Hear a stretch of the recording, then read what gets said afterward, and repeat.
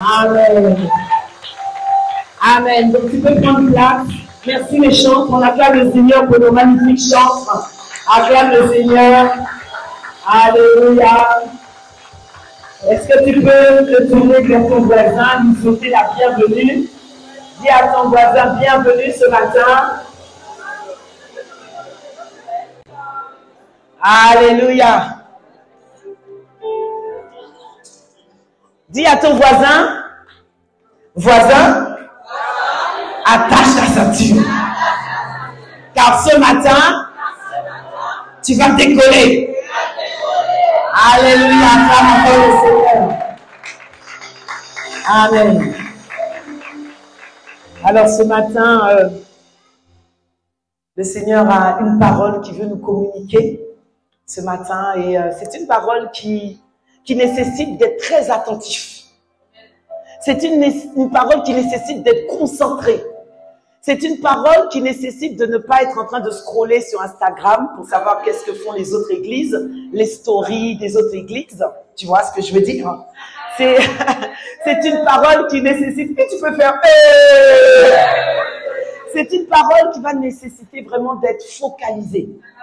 Parce que c'est pas une parole qui est simple à comprendre, mais ô combien nécessaire pour voir ta vie transformée et ma vie transformée dans le nom puissant de Jésus. Donc, je prie vraiment que Dieu nous accorde ce matin d'avoir des cœurs bien disposés, prêts à recevoir la semence de la parole de Dieu. Amen. Amen. Alors, je vais aller directement au titre du message. Ce matin, le titre de mon message, c'est « La conscience de la vérité te rendra inébranlable ». Ouh là là, ton amen là ne me convainc pas. Donc toi, tu es déjà inébranlable. Tu es déjà inébranlable. Rien ne peut te perturber. Merci pour la seule personne qui a acclamé ici. Et puis je vais acclamer aussi avec elle. Parce que je sais que cette parole va changer aussi ma vie. Alléluia. La conscience de la vérité te rendra inébranlable. La conscience de la vérité te rendra inébranlable. Amen. Et donc, pour entrer dans cette thématique, pour entrer dans ce sujet, nous allons parler du combat spirituel. Oui, du combat spirituel, parce que vous savez, beaucoup de personnes ont conscience que le monde n'est pas naturel, que le monde est spirituel. Parce que au-delà de ce qu'ils peuvent voir, il y a des forces invisibles qui contrôlent l'atmosphère. Il y a des forces invisibles qui contrôlent le monde dans lequel nous sommes. Mais beaucoup ne comprennent pas que cette guerre spirituelle, même sur le plan naturel, bien aimé, est une guerre qui commence toujours par la désinformation. Toute guerre, que ce soit sur le plan naturel ou sur le plan spirituel, est une guerre qui commence avec une désinformation. Je vais expliquer c'est quoi une désinformation. La guerre même dans le monde, lorsqu'on voit les guerres dans le monde, les guerres que nous voyons actuellement, commencent souvent par une guerre de propagande. Lorsqu'on parle de propagande, on est en train de parler de toute action systématique exercée sur l'opinion des gens pour leur faire accepter certaines idées ou certaines doctrines. C'est ce qu'on appelle la propagande. OK? Et donc, comme je disais tout à l'heure, toute guerre commence par la désinformation. Dans le but de quoi? Dans le but de répandre des mensonges. Oui, dans le but de répandre des mensonges. Dans le but de répandre des fake news. Hein? Est-ce que tu sais c'est quoi les fake news? Hein? Les fake news, ce sont des fausses annonces, tu vois. Et lorsque on est sur un terrain de guerre, donc lorsqu'on lance des fake news, lorsqu'on lance des choses mensongères, vous allez voir, c'est dans le but que les soldats du camp adverse soient résignés. C'est dans le but que les soldats du camp adverse se disent que ce n'est même plus la peine de combattre, c'est déjà peine perdue, alors qu'ils n'ont pas encore commencé le combat. Voilà. Et donc, c'est ce qui se passe dans le monde naturel. Et juste vous donner quelques exemples, lorsque vous voyez qu'il y a des pays qui sont en guerre, si on prend par exemple l'Ukraine, la Russie, des pays comme ça qui sont en guerre, vous allez toujours voir que il y a toujours un des deux pays qui veut faire croire à l'autre qu'ils sont plus forts que l'autre pays adverse. Et donc, qu'est-ce qui va se passer? Vous allez voir aux informations, au journal télévisé, on va dire oui, l'Ukraine arrive avec des gros chars, avec des armes sophistiquées. Tout ça, c'est pour faire peur à l'autre camp. Tu vois, c'est pour faire peur à l'autre pays. Et donc, du coup, dès lors que l'autre pays voit à la télévision qu'ils arrivent avec des chars, avec des mitraillettes, avec des armes sophistiquées, qu'est-ce qui se passe? L'autre camp est découragé. L'autre camp commence à avoir peur. Oui, alors l'autre camp se sent déjà vaincu, alors qu'il n'a même pas commencé à combattre, alors qu'il n'est même pas rentré encore en guerre. Bien-aimés, je vous donne cet exemple. Tout simplement pour vous faire comprendre que le diable agit de la même manière.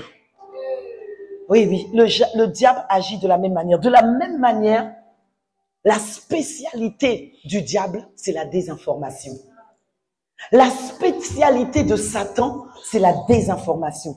La Bible dit qu'il est le père du mensonge. Oui, sa nature même est le mensonge. Oui. Parce que vous savez que le mensonge est une arme redoutable de l'ennemi. C'est une arme que le diable emploie, bien aimé, pour amener la plupart des gens à être KO, à être vaincus, alors qu'ils n'ont même pas commencé à se battre. Oui, tout à fait. C'est la guerre de la désinformation. Ok. Donc, qu'est-ce que je veux dire? Je veux dire que si le diable arrive à te faire croire ces mensonges, alors il a réussi à te vaincre. Je recommence. Si le diable arrive à te faire croire des mensonges, alors il a déjà réussi à te vaincre. Mais ça ne sera pas notre partage ici, dans le nom puissant de Jésus. Bien-aimé, qu'est-ce que je veux dire? Je veux dire que le diable n'a pas besoin de t'étrangler pendant la nuit. Pendant ton sommeil. Le diable n'a pas besoin de t'étrangler. Le diable n'a pas besoin d'envoyer un accident dans ta vie. Le diable n'a pas besoin d'envoyer des esprits de sorcellerie dans ta vie. Non, bien-aimé. Il suffit qu'il te donne des informations fausses. Et dès lors que tu crois à ces informations, tu vas croire que tu es vaincu même avant de te battre. Est-ce que tu me comprends ce matin? Il faut que, j'ai dit, tu dois être très concentré parce que nous allons quelque part. Amen. Oui. Et dans la Bible, on a un magnifique exemple de cette guerre de désinformation. Dieu, lorsqu'on parle du peuple d'Israël, Dieu avait donné au peuple d'Israël un héritage appelé Canaan. Amen.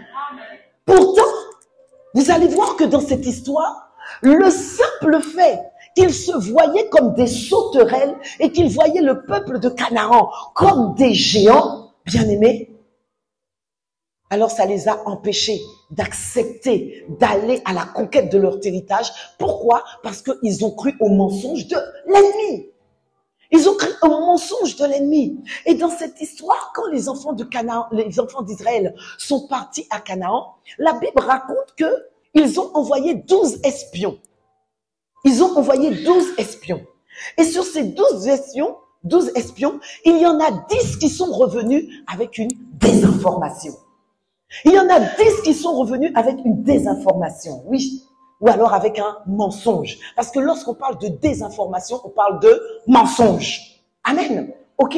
Donc sur les 12, 10 sont revenus. Et qu'est-ce qu'ils ont dit au peuple d'Israël? Ils ont dit au peuple d'Israël, le pays n'est pas prenable. Ils ont dit le pays n'est pas prenable alors que Dieu leur avait dit je vous livre le pays. Oui. Ils ont dit les amis sur ce pays, ils ont dit les amis sur ce pays il y a des géants. On ne peut pas rentrer dans ce pays. Il y a des géants. On ne peut pas. Ce pays n'est pas prenable. Les 10 espions lorsqu'ils sont revenus, bien aimés. Et ils ont même dit, écoutez ce qu'ils ont dit. Ils ont dit nous étions à leurs yeux et à nos yeux comme des sauterelles. Aïe, aïe, aïe, dis avec moi, aïe, aïe, aïe. Dis avec moi, désinformation. Oui. Bien aimé, si le peuple d'Israël était resté sur ce mensonge, alors il n'aurait pas pu rentrer dans Canaan. Il n'aurait pas pu prendre possession du pays que le Seigneur leur avait donné dans le nom puissant de Jésus. Oui. Parce que la vérité, c'est que le Seigneur leur avait déjà donné le pays. Que quelqu'un dise un bon amen. Et nous allons voir, bien aimé, qu'à la suite de cette histoire, nous allons voir qu'à la suite, lorsque le peuple d'Israël a rencontré celle qu'on appelle Rahab, la prostituée, elle va leur donner la véritable information dans le nom puissant de Jésus et pas la désinformation. Elle va leur donner la véritable information. En fait, qu'est-ce qu'elle va leur dire? Elle va leur dire que, en fait, vous nous inspirez la terreur. Oh, on va le lire ensemble. On va aller dans Josué 2. Josué 2 au verset 8 à 11. On va aller dans Josué 2, verset 8 à 11. Si on peut mettre le verset. Écoutez, la Bible dit, avant que les espions se couchassent, Rahab monta vers eux sur le toit et leur dit, l'Éternel le sait, vous a donné ce pays. Elle dit, la terreur que vous inspirez nous a saisis et tous les habitants du pays tremblent devant vous. Regardez ce que l'ennemi pensait du peuple d'Israël, alors que le peuple d'Israël se voyait comme des sauterelles. Leur ennemi leur dit, la terreur que vous inspirez nous a saisis et tous les habitants du pays tremblent devant vous. Car nous avons appris comment à votre sortie d'Égypte, l'Éternel a mis à sec devant vous les eaux de la mer Rouge. Et comment vous avez traité les deux rois des Amoréens au-delà du Jourdain, Sihon et Og, que vous avez dévoués par interdit. Rahab dit, nous l'avons appris et nous avons perdu courage. Le peuple d'Israël n'était pas conscient de ce qu'ils inspiraient à l'ennemi. Ils n'étaient pas conscients de ce que, devant l'ennemi, les ennemis les voyaient comme redoutables. Ils n'avaient pas cette conscience, bien-aimés. Oui. Et elle dit au verset 11, nous l'avons appris et nous avons perdu courage. Et tous nos esprits sont abattus à votre aspect. Waouh! Car c'est l'Éternel, votre Dieu, qui est Dieu en haut, dans les cieux, et en bas, sur la terre. Ça, c'est la vérité. Que quelqu'un dise un bon amen.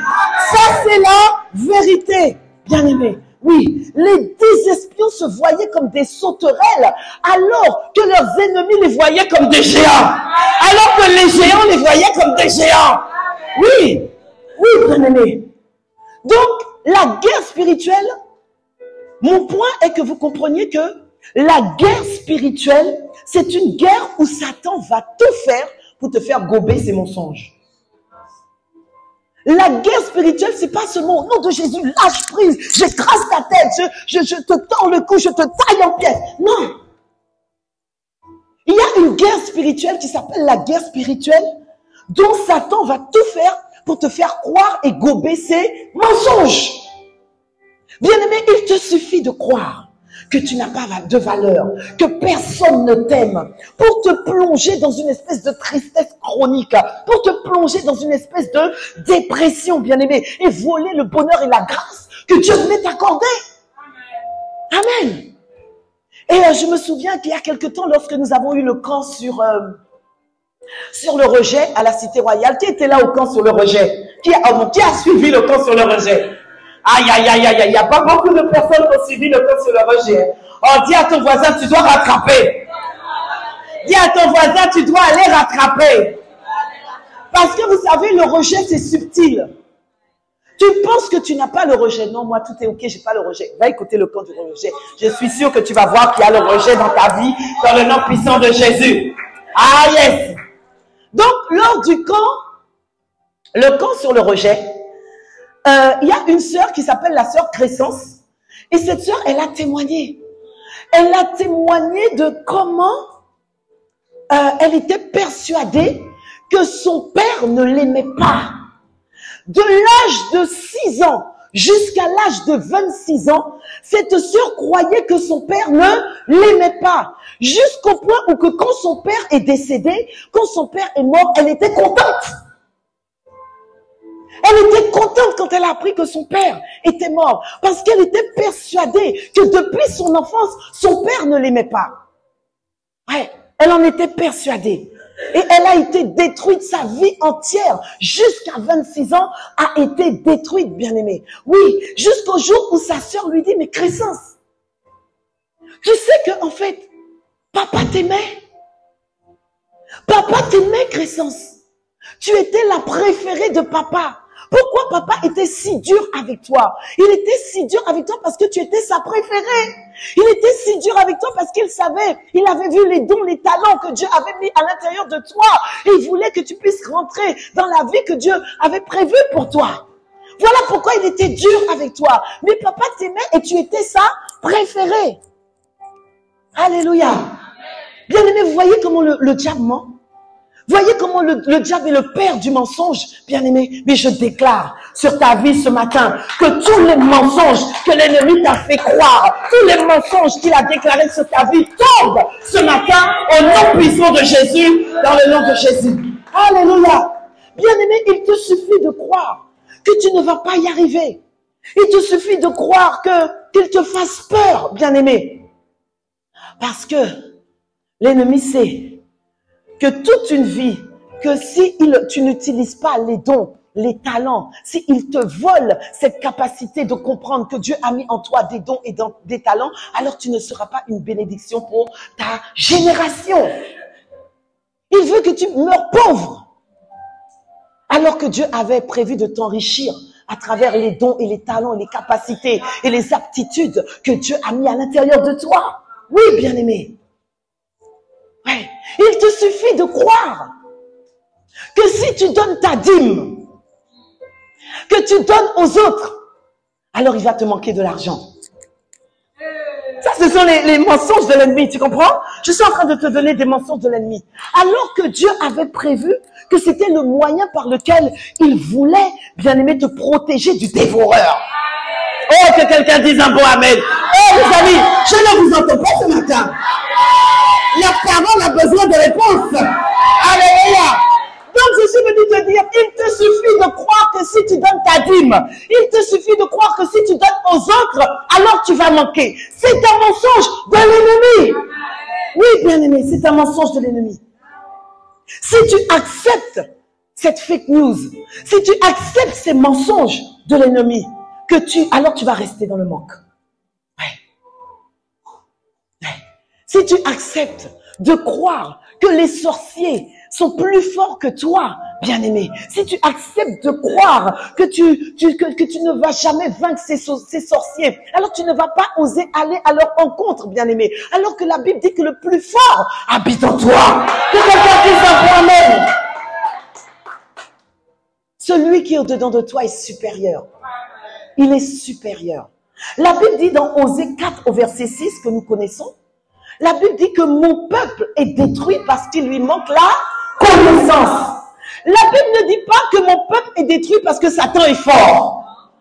Est-ce que c'est ce qui est marqué? La Bible ne dit pas que mon peuple est détruit parce que Satan est fort. La Bible ne dit pas que mon peuple est détruit parce que les sorciers de ma famille sont forts. La Bible ne dit pas que mon peuple est détruit parce qu'il n'a pas la capacité de faire ce ou quoi. Non, la Bible dit que mon peuple est détruit parce qu'il lui manque la connaissance. Bien-aimé, on doit comprendre que le diable détruit par le mensonge. Le diable détruit par le mensonge, par les fake news. Ça veut dire quoi? Ça veut dire que le mensonge n'est pas seulement une information erronée. Non. Le mensonge, c'est une arme subtile du diable. Aïe, aïe, aïe, aïe, aïe, aïe, aïe. Je crois que tu n'as pas compris. Le mensonge n'est pas seulement une information erronée. Le mensonge est une arme subtile du diable. Oui.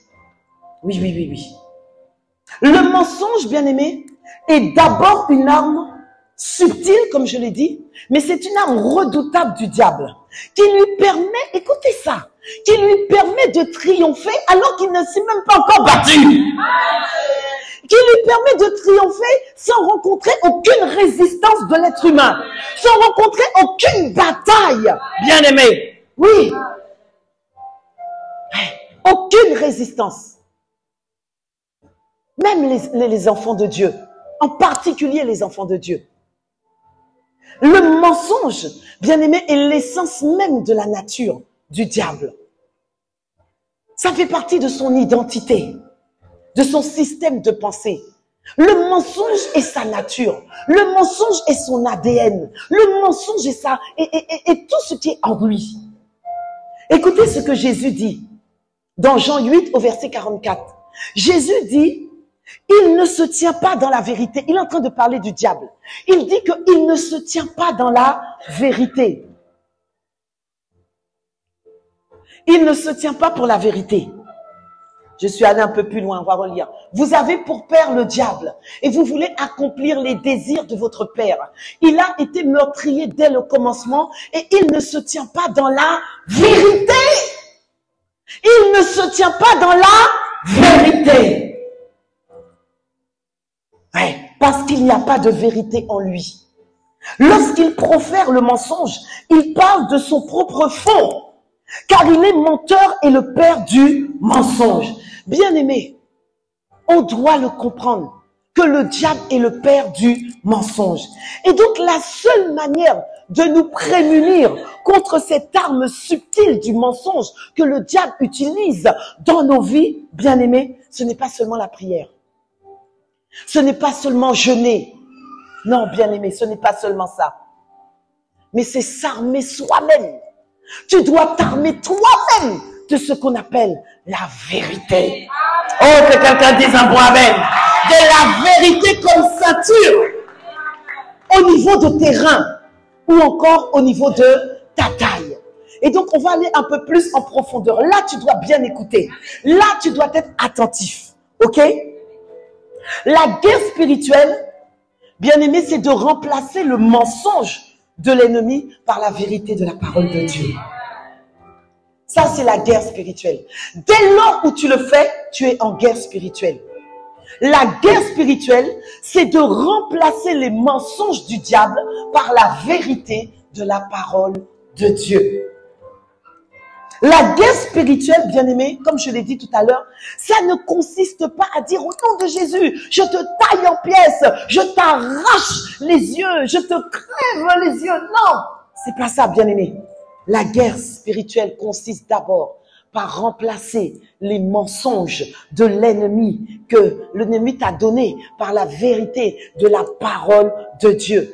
Et donc, c'est la première arme que tu dois être conscient dans le combat spirituel. C'est la vérité de la parole de Dieu. C'est de te débarrasser du mensonge du diable et d'accepter la vérité de la parole de Dieu. Et on va le lire dans Éphésiens 6 au verset 14. Paul dit, tenez donc ferme, ayez à vos reins la vérité pour ceinture. Ayez à vos reins la vérité pour ceinture. Alors, question. Quelqu'un dit question? Question. Question. Mais pasteur Jocelyne, qu'est-ce que la vérité? Qu'est-ce que la vérité? Nous allons lire Ésaïe 45 au verset 23. Ésaïe 45 au verset 23.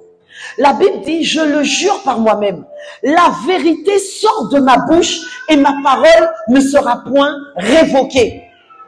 Donc, qu'est-ce que Dieu est en train de nous dire? Dieu est en train de dire que la vérité, c'est ce que Dieu affirme. Ce qu'il a déclaré, établi, fini dans le monde invisible. Ça veut dire ce qui est immuable. La vérité, c'est ce qui est immuable. La vérité, c'est ce qui ne change pas. La vérité, c'est ce qui ne change pas dans le monde spirituel parce qu'elle a été déclarée, accomplie par Dieu dans le nom puissant de Jésus. Qu'est-ce que la vérité? La vérité, c'est ce qui sort de la bouche de Dieu. Bien-aimé, tout ce qui sort de la bouche de Dieu à ton sujet est la vérité. Que quelqu'un dise un bon amen. Amen. Tu dois comprendre, bien-aimé, que la vérité, c'est que tu es la tête et non la queue. Que quelqu'un dise un bon amen. La vérité, c'est que tu es béni de toute forme de bénédiction dans les lieux célestes. La vérité, c'est que le diable a été désarmé afin que tu sois réarmé dans le nom puissant de Jésus. La vérité, c'est que le plus fort habite en toi dans le nom puissant de Jésus. La vérité, c'est que même lorsque tu pêches plusieurs fois, tu demeures un saint de Dieu dans le nom puissant de Jésus. Ça, c'est là. Ça, c'est là. Ça, c'est la vérité. Oh, acclame le Seigneur. Acclame la vérité de la parole de Dieu. Oui. Bien-aimé, tu dois comprendre que que la vérité n'est pas la réalité. Il y a une différence entre la réalité et la vérité. Alléluia. Oui. Vous savez, à l'époque, lorsque le film sur la passion de Jésus est sorti, beaucoup sont allés le voir, y compris moi-même. Donc, je suis allée, ça date d'il y a quelques années. Je suis allée voir le film. Et puis, lorsque je suis ressortie du film, de la passion du Christ bien-aimé, mais j'étais dans tous mes états. Je pleurais. Je dis, oh mon Dieu, oh le pauvre, on l'a crucifié. Il n'avait rien fait. On lui a fait du mal, oh le pauvre. Oh Seigneur. Et puis, mon cœur était abattu, j'étais abattu. Bien-aimé, vous savez quoi? C'est parce que je n'avais pas compris que lorsque le Seigneur Jésus-Christ avait expiré, il y avait deux scènes. Oh, dis avec moi, il y avait deux scènes qui étaient en train de se passer. Il y avait la scène de la réalité et puis il y avait la scène de la vérité. Il y avait la scène de la réalité et il y avait la scène de la vérité dans le nom puissant de Jésus. Il y avait deux scènes. Qu'est-ce que c'était la scène de la réalité? La scène de la réalité, bien aimé, c'était qu'un homme qui faisait du bien venait de mourir. Ça, c'était la réalité. C'était ce que l'homme voyait avec ses yeux naturels. La réalité, c'était que la méchanceté des hommes avait triomphé. Les pharisiens, les sadducéens, les sanhédrins, bien aimés, avaient triomphé. Ça, c'était la réalité, vue avec les yeux de l'homme. La réalité, bien aimé, c'est que le diable venait de mettre hors d'atteinte celui qui était capable de libérer l'humanité dans le nom puissant de Jésus. Ça, c'était la réalité. C'est ce qu'on pouvait voir à nos yeux. Mais il y avait une autre scène. Oh, il y avait une autre scène qui s'appelait la vérité. C'était la scène de la vérité. Et qu'est-ce que cette scène était en train de dire? Cette scène était en train de dire que Jésus venait de prendre sur lui le péché du monde et de réduire à l'impuissance, oh, le péché de santé, le péché de l'humanité. Oui, la vérité, bien-aimée, c'est que l'humanité venait d'être sauvée. Ça, c'est la vérité. La vérité, bien-aimée, c'est que le chemin d'accès au Père venait d'être ouvert dans le nom puissant de Jésus. Alléluia. La vérité, c'est que la mort et le séjour des morts, on pouvait désormais être vaincus dans le nom puissant de Jésus, car ils n'avaient pas le pouvoir de le retenir dans la mort, dans le nom puissant de Jésus. La vérité, bien-aimé, c'est qu'il était obligé de ressusciter et de devenir le premier-né d'entre les morts dans le nom puissant de Jésus. Oh, Makata, les bons Sakata. Ça, c'est la vérité. La vérité, c'est que la race adamique venait d'être crucifiée à la croix du calvaire. Oh, Makata. La vérité, c'est qu'une nouvelle race venait d'être inaugurée. La race de la nouvelle création venait d'être inaugurée. Oh, Makata, les bons. Ça, c'est la vérité. La vérité, bien-aimée, c'est que le royaume des ténèbres venait d'être humilié et renversé dans le nom puissant de Jésus. Ça, c'est la vérité. La vérité, bien-aimée, c'est que Jésus, le Christ, venait, bien-aimé, de recevoir le nom souverainement élevé, afin qu'à la mention de ce nom, désormais tout genou fléchisse et toute langue confesse que Jésus-Christ est Seigneur, à la gloire de Dieu le Père, dans le nom puissant de Jésus. Est-ce que vous me suivez? Je vous sens. Hein? La parole a besoin d'acclamation. La parole a besoin. Hein? Je te vois assis dans ton fauteuil. Hein? Tu es assis dans ton fauteuil. Installé dans ton fauteuil. Hein? La parole a besoin de réponse. Deux scènes. Deux scènes. Et de la même manière que Jésus qui a eu ces deux scènes à la croix, il y a aussi deux scènes dans ta vie. Il y a deux scènes dans ta vie. Dans ta vie, il y a deux scènes. Bien-aimé, tout cela venait de devenir une seule et même réalité dans le nom puissant de Jésus. Une seule et même vérité dans les cieux, sur la terre et sous la terre et donc dans tout l'univers. Sur le plan, tu peux prendre place. Sur le plan visible ou sur le plan naturel, bien aimé, absolument rien n'avait changé. Rien n'avait changé. Mais dans le monde invisible, dans le monde des esprits, tout était devenu complètement nouveau. Tout était devenu complètement nouveau dans le nom puissant de Jésus. Alléluia. Donc vous comprenez ainsi, bien-aimés, que la vérité, c'est ce que Dieu a déclaré accompli. Lorsqu'il était à la croix, il a dit tout est accompli. Alléluia. Ça veut dire que c'est fini, c'est un fait. C'est fait. C'est ça que ça veut dire, bien-aimé. Aux yeux de Dieu, il a déclaré tout cela scellé. Ça a été scellé. Que vous le viviez déjà ou pas, c'est accompli. Que quelqu'un dise un peu amen. Que vous le voyez manifester ou pas, c'est déjà accompli. Alléluia. Yes. Ouais. Il y a eu 2 scènes. Et dans ta vie aussi, il y a 2 scènes. Dans ta vie, il y a la réalité et puis il y a la vérité. La réalité dans ta vie, bien-aimé, c'est que les médecins disent oh, que tu as une maladie incurable, que cette maladie est incurable, que cette maladie ne pourra pas partir. Hein? Ça, c'est la réalité. La réalité, c'est qu'ils te disent que tu ne peux pas enfanter, tu es stérile, tu ne pourras pas enfanter. Ils te proposent déjà plusieurs solutions à cela. Ça, c'est la réalité. Mais la vérité, bien-aimé, c'est ce que Dieu a déclaré, accompli. Alléluia pour Dieu. À la croix du Calvaire. Ce qui est accompli, c'est que par ses meurtrissures, je suis guéri. Ce qui est accompli, c'est que dans cette maison, il n'y aura pas de stérile dans le nom puissant de Jésus. Et ça, c'est la vérité de la parole de Dieu. Alléluia. Hey. Yes. La vérité, la réalité, pardon. La réalité, bien-aimé, c'est que ton compte bancaire a l'air vide. Aïe, aïe, aïe, aïe, aïe, aïe, aïe, aïe, aïe. Hein? Le compte bancaire a l'air vide. Quand tu vas regarder sur ton application, tu regardes ton compte, tu vois moins, c'est en rouge. Tu dis aïe, aïe, aïe, aïe, aïe, aïe, aïe, aïe, aïe, aïe. Alléluia. Mais la vérité de la parole, c'est qu'il s'est fait pauvre, de riche qu'il était, afin que tu sois enrichi de toutes les formes de richesse, afin que tu deviennes riche pour Dieu, dans le nom puissant de Jésus. Alléluia. Yes. La réalité, c'est que tu te sens rejeté. Tu as l'impression que personne ne t'aime. Tu n'es pas accepté. Mais la vérité de la parole de Dieu, c'est qu'il s'est fait rejeter afin que tu sois accepté dans le nom puissant de Jésus. Même si personne ne t'aime, il y a au moins une personne qui t'aime. Il y a au moins une personne qui t'aime. Il y a au moins une personne qui t'aime. Il y a au moins une personne qui t'aime. Dans le nom de Jésus. Oh yes! Voilà pourquoi tu ne peux plus dire je suis seul. Je me sens seul. Personne ne m'aime. Bien-aimé, tu dois enlever ces paroles dans ta bouche. Parce que dès lors où tu le dis, tu es en train de déshonorer le sang. Tu es en train de déshonorer la croix. Tu es en train de déshonorer le sang qui a coulé pour que tu sois accepté dans le nom puissant de Jésus. Alléluia. Amen. Yes. Ouais, 2 scènes. Oh yes, il y a 2 scènes. Il y a 2 scènes, il y a 2 scènes. Dis avec moi, il y a 2 scènes. Il y a 2 scènes. Ouais.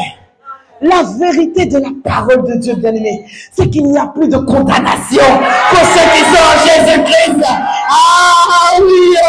C'est parce que la vérité, c'est qu'il n'y a plus de malédictions afin que tu reçoives les bénédictions de Dieu dans le nom puissant de Jésus. La vérité, c'est que même s'il y a les attaques de l'ennemi, ils te feront la guerre, mais ils ne te vaincront pas. Dans le nom puissant de Jésus. La vérité, c'est que le plus fort habite en toi. La vérité, c'est que tu peux dire, tu es redoutable, tu es inébranlable, tu es stoppable. Ça, c'est la vérité.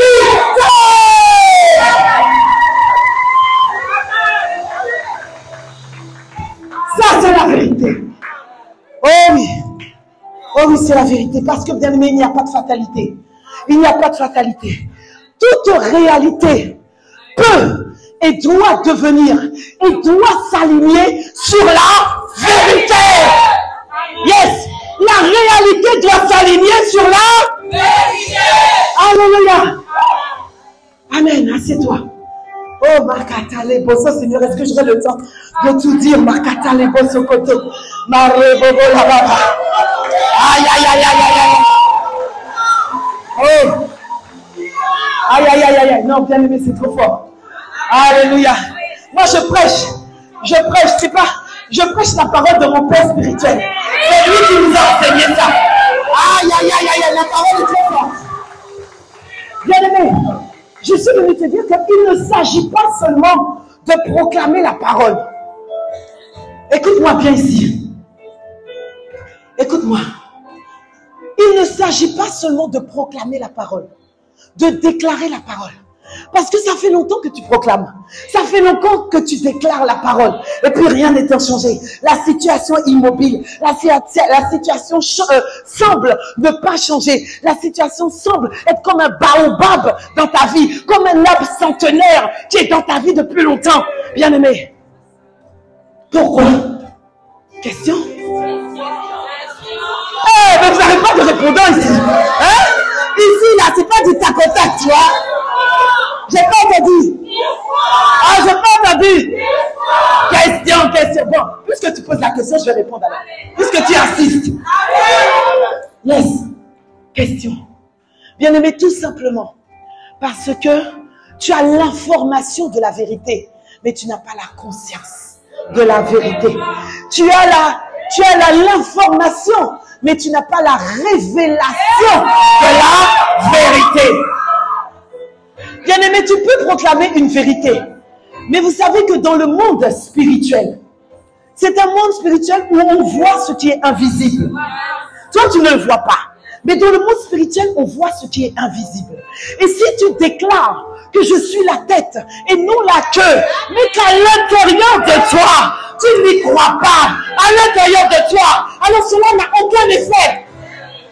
Ça n'a aucun effet, bien-aimé. Ça n'a aucun effet. Ouais, ça n'a aucun effet. Parce que la réalité, bien-aimé, c'est que tu dis, je suis la tête, mais non la queue, mais tu te vois encore la queue. Tu te vois encore la queue. Alors il n'y aura pas d'impact, il n'y aura pas d'effet. Ouais. Si tu dis qu'il n'y a plus de condamnation pour ceux qui sont en Jésus-Christ et que tu vois encore ta situation bloquée, tu te vois encore faible, tu te vois encore lié, tu te vois encore cette situation compliquée, bien-aimé, alors je suis venu te dire que dans le monde spirituel, il y a ce qu'on appelle une dissonance. Il y a une dissonance. Ça veut dire que d'un côté, tu dis que ta bouche dit quelque chose, mais ton cœur dit autre chose. Aïe, aïe, aïe, aïe, aïe, aïe. Oui, tu peux dire aïe, aïe, aïe, aïe, aïe. Ouais. Dis avec moi question. Oh, dis encore avec moi question. Question. En fait, la question, bien-aimé, ce n'est pas qu'est-ce que tu dis, mais qu'est-ce que tu crois. La question n'est pas qu'est-ce que tu dis, mais qu'est-ce que tu crois. Qu'est-ce qui est imprégné à l'intérieur de quoi? De toi. De quoi es-tu conscient? De quoi es-tu imprégné? Ouais. C'est ça la vraie question. C'est pas ce que je déclare dans ma bouche. La vraie question c'est qu'est-ce que je crois? De quoi je suis imprégné? Ouais. Alléluia. Ouh là là, il me reste pas beaucoup de temps. Alors, yes. Donc, bien-aimé, je suis venu te dire qu'il y a un vrai travail de déprogrammation des mensonges de l'ennemi à l'intérieur de toi et asseoir la vérité de la parole de Dieu à l'intérieur de toi. Alléluia. Voilà pourquoi Paul parle de la ceinture à ses reins. Éphésiens 6 au verset 4, dans la version nouvelle Bible seconde. Il faut que je vous explique ça avant qu'on finisse. Donnez-moi encore 10 minutes, il faut que je vous explique ça. Éphésiens 6 verset 14, oh, c'est trop fort. Il dit, oui, tenez bon, saignez vos reins de vérité et revêtez la cuirasse de la justice. Est-ce qu'on peut me mettre l'image que j'ai donnée du soldat romain? J'ai donné une image du soldat romain. Je vais vous expliquer ça rapidement. Voilà. Vous avez vu le soldat romain? Donc, un soldat romain allait en guerre avec toute son armure.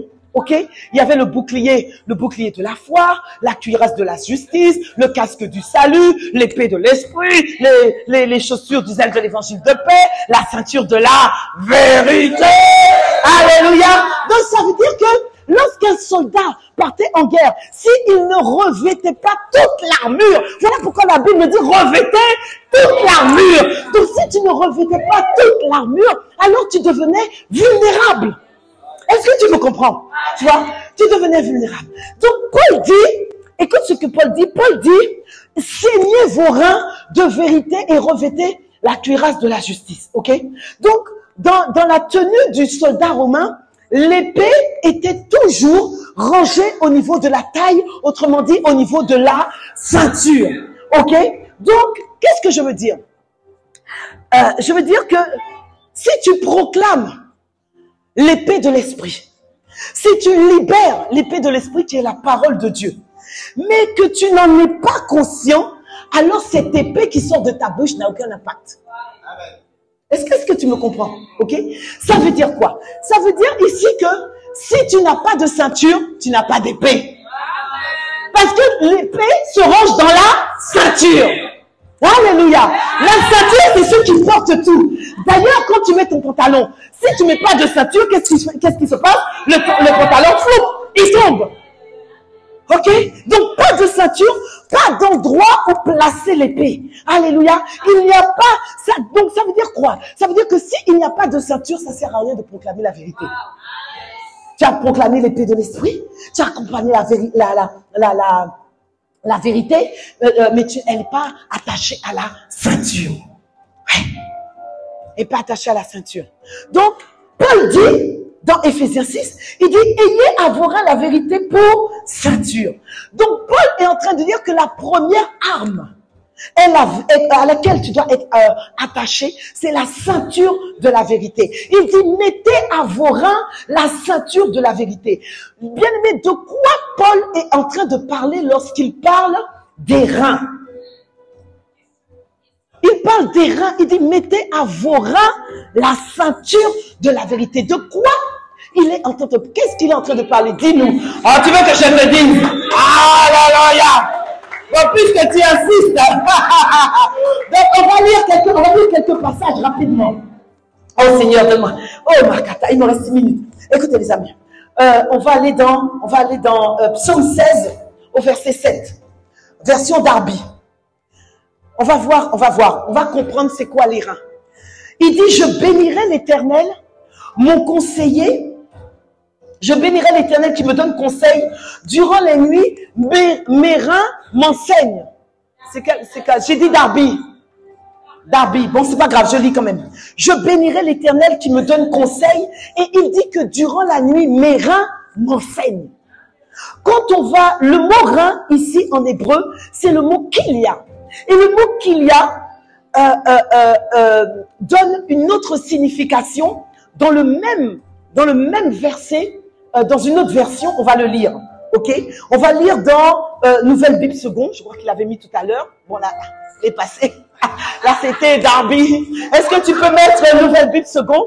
Nouvelle Bible Seconde nous dit que je bénis le Seigneur qui me conseille, même la nuit, les profondeurs de mon être. Qu'est-ce qu'il est en train de dire? Il dit que les reins, c'est les profondeurs de mon être. Attends. On va aller plus loin. On va aller dans la version Nouvelle Français Courant. Ok? NFC. Il dit, Nouvelle Français Courant, il dit, je bénis le Seigneur qui me conseille, même la nuit, ma conscience m'avertit. Qu'est-ce que Dieu est en train de dire ici? Aïe. Dieu est en train de dire ici, au vu de tout ce qu'on vient de lire, Dieu est en train de dire que les reins symbolisent la conscience. Les reins symbolisent les profondeurs de mon être. Alléluia. Donc, Paul, poussé par l'Esprit, dit, ayez à vos reins la vérité pour ceinture. Autrement dit, il dit, faites en sorte que la vérité soit attachée à votre conscience.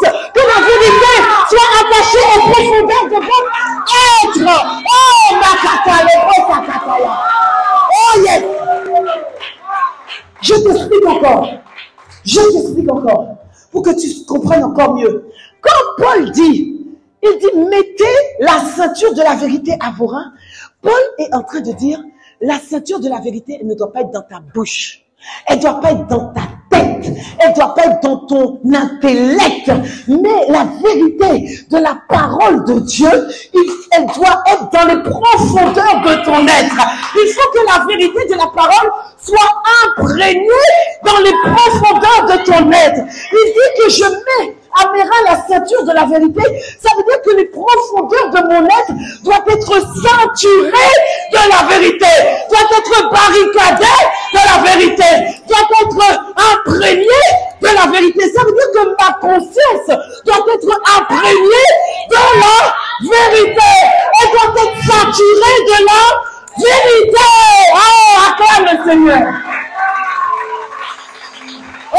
sakata, les beaux sakata. Non, les beaux sakata. Ça veut dire la vérité. Si elle n'est pas rentrée dans ta conscience, dans les profondeurs de ton être, et qu'elle est seulement dans ta bouche, que tu la déclares seulement dans ta bouche, avec ton intellect, avec ta capacité, elle n'a aucun effet, aucun impact. Elle doit rentrer à l'intérieur de toi. Elle doit être dans les profondeurs de ton être, dans ta conscience, dans tes reins. C'est ça. La vérité. Oh, est-ce que tu peux acclamer le Seigneur?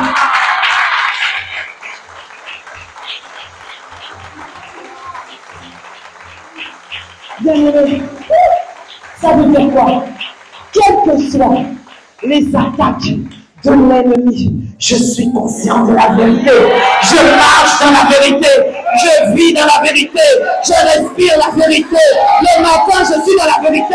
Le midi, je suis dans la vérité. Le soir, je suis dans la vérité.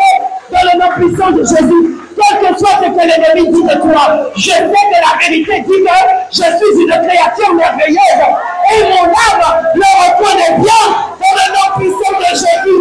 Quel que soit ce que l'ennemi dit, il dit que tu es incapable. Mais moi je sais que je puis vivre par Christ qui me fortifie dans le nom puissant de Jésus. Et quelles que soient les attaques de l'ennemi, je sais que la vérité qui est dans ma conscience dit que même s'ils me font la guerre, mais ils ne me font pas. La vérité dit que tout arme forgée contre moi sera nulle et sans effet. Dans le nom de Jésus. La conscience de la vérité. Dis avec moi la conscience de la vérité. La conscience de la vérité. Ouais. Alors on va s'arrêter là. Hey. Parce que tu vois, la question suivante, peut-être au deuxième culte si j'ai le temps. La question, à votre avis, c'est quoi la question suivante? La question suivante, c'est Pasteur Jocelyne, comment je fais pour être conscient de la vérité? Pour que la vérité rentre dans ma conscience, pour que la vérité rentre dans les profondeurs de mon être, pour que la vérité rentre dans mes rêves. Comment je fais, Pasteur Jocelyne? Viens au deuxième culte. Acclame le Seigneur, acclame le Seigneur, acclame le Seigneur. Waouh. Alléluia. Il y a quelqu'un qui peut se lever dans la présence de Dieu. Oh, est-ce que tu peux acclamer le Seigneur pour la vérité de la parole de Dieu? Et que le Seigneur nous accorde la grâce de sortir des mensonges de l'ennemi. Je ne garde plus les mensonges de l'ennemi. Je ne crois plus aux mensonges de l'ennemi. Parce que la vérité est attachée à mes reins. La vérité est attachée dans ma conscience. Dans le nom puissant de Jésus. Oh bien-aimé, tu ne dois pas être satisfait de là où tu es. Non, non, non, non, non, non. Parce qu'il y a plus. Il y a plus que ce que tu es en train de vivre. Il y a plus que cela. Le sang n'a pas coulé pour que tu vives une vie de médiocrité.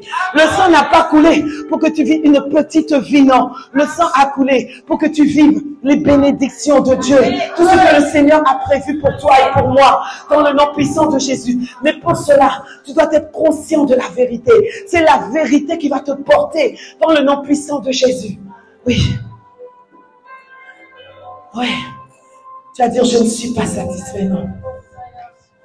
Maribo Sakatala. Sharibo Bolaba. Shale. Je ne suis pas satisfait, Seigneur. Non, non, non, non, non, non, non, non. Je ne suis pas satisfait d'une dimension ordinaire. Non, non, non, non. Je ne suis pas satisfait, Seigneur. Disons-lui, je ne suis pas satisfait. Je ne suis pas satisfait d'une dimension ordinaire. Ah Seigneur, je ne suis pas satisfait. Rends-nous conscients de la vérité. Je ne suis pas satisfait. Malévo Sataya. Je ne suis pas satisfait. Seigneur, s'il te plaît, rends-moi conscient. Allez, Bosaya. Rends-moi conscient.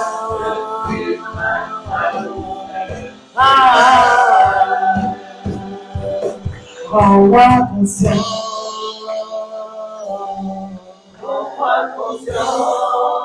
Disons-lui ensemble, rends-moi conscient de la vérité. Disons-lui ensemble, rends-moi conscient. Rends-moi conscient de la vérité. Seigneur, rends-moi. Ce matin, rends-moi conscient. Rends-moi conscient de la vérité. Rends-moi conscient que je puis tout par Christ qui me fortifie. Rends-moi conscient que je suis la tête, non la queue. Rends-moi conscient que je suis béni. Rends-moi conscient que le plus fort habite en moi. Rends-moi conscient que tu as tout accompli. Rends-moi.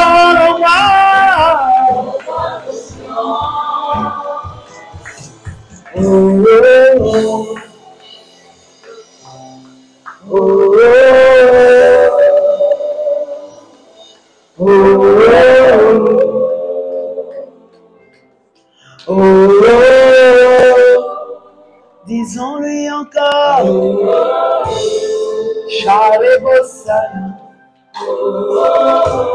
Chalebobola Baba.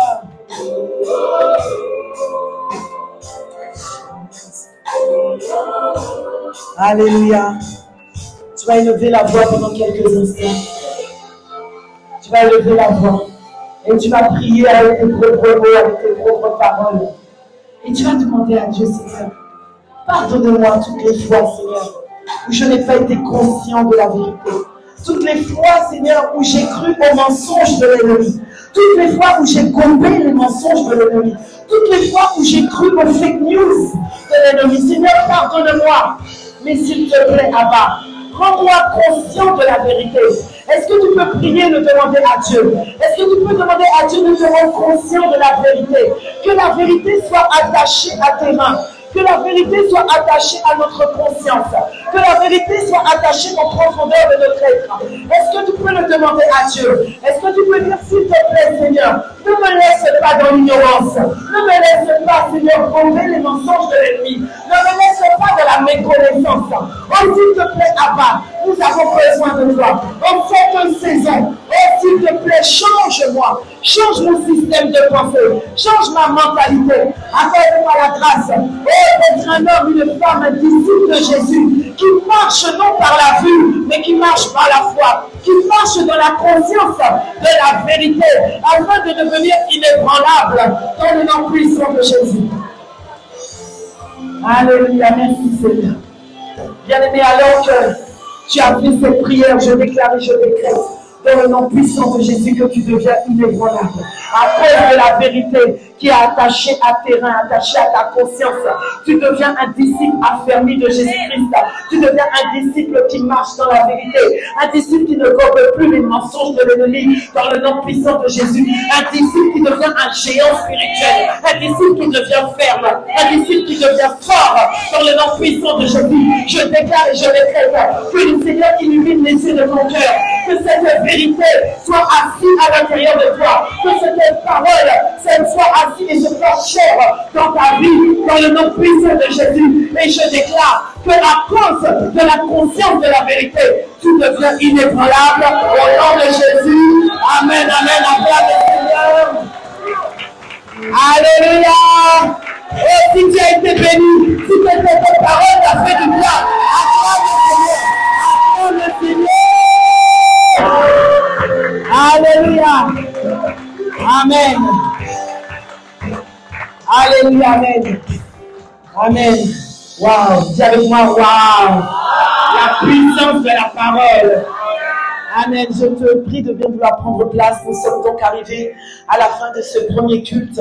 Et avant de clôturer ce culte, je voudrais donner l'opportunité à quelqu'un ce matin qui ne connaît pas encore le Seigneur Jésus-Christ, qui ne l'a pas encore accepté dans sa vie comme son Seigneur et Sauveur personnel. Donc, je vais nous demander simplement d'incliner la tête, de fermer les yeux, s'il vous plaît. Et si tu es là en signe de révérence à Dieu, en signe de respect pour ton voisin, ta voisine, baisse la tête, ne me regarde pas.